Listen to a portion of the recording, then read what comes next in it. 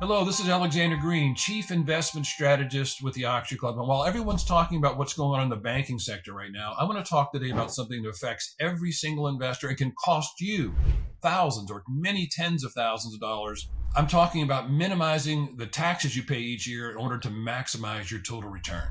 As John Templeton famously said, every investor should have the same goal: maximum total return after costs, after inflation, and after taxes. And yet I can tell you from all my years in the money management industry that most investors are totally oblivious to the tax ramifications of what they're doing.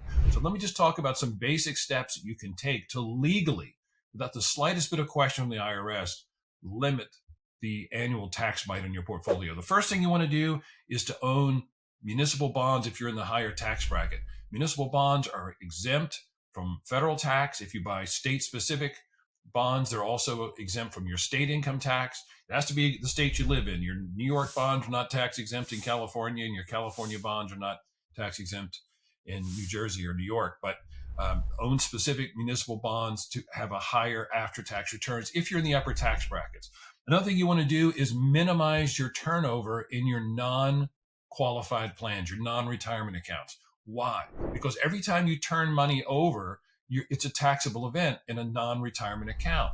So you want your buy and hold stocks that you intend to hold happily, whether it's Apple or IBM or what have you, that you're happy to hold not just for years, but decades. You want to hold those in your non-qualified plan and minimize your turnover. You also want to do your short-term trading in your retirement accounts to the extent that you can. Why? Because obviously all the returns that you generate in a qualified retirement plan are tax deferred. So there's no taxable event happening as you buy and sell. And the crazy thing is, many people do it exactly the opposite. They put their long-term things in their retirement account because that's for their long-term portfolio, and they do their short-term trading in their taxable account, and they end up forking over thousands or tens of thousands of dollars to the IRS every year that they don't need to do. Also, make sure that you offset realized capital gains, in other words, capital gains you've actually taken, with realized capital losses before the end of the year. Why? Because the IRS allows you to offset all of your capital gains to the extent that you have capital losses to do so. And you can also take an additional $3,000 in losses against your earned income. So you want to do that to minimize your tax bite. Be aware of what's called an asset location strategy. As I said, you want to hold your long-term buy and hold stocks in your non-retirement account because there's no taxable events going on there.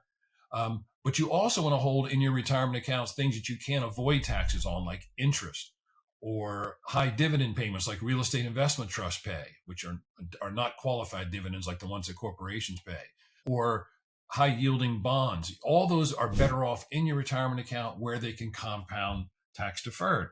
And also favor index funds over actively managed funds for two reasons. As I've written about time and again, most actively managed funds underperform their benchmark. Large cap active funds underperform the S&P 500. Small cap actively managed funds underperform the Russell 2000 index. Not some of the time, not just most of the time, but virtually all of the time. Over a 1 year period, 3 out of 4 active fund managers underperform their benchmarks. But over a period of a decade or more, 95% of them do. So you have not but a 1 in 20 chance of beating the market with your actively managed fund. And federal laws require active fund managers to distribute to shareholders at least 90% of the capital gains that they generate. So you get hit with this big tax bill. Even in a year like 2022, when the market was down, the gains that the portfolio manager took during the year are still distributed to you, and you have to pay taxes on them. So you don't have to do that. Own index funds, which don't have buying and selling going on that generates taxable gains. And they give you better performance. So follow those basic steps, and your real world after-tax returns will be much higher than if you don't. Well, that's it for today. Again, this is Alexander Green with the Oxford Club. Make sure you subscribe to the channel to not miss any of my commentary, and I look forward to seeing you again soon.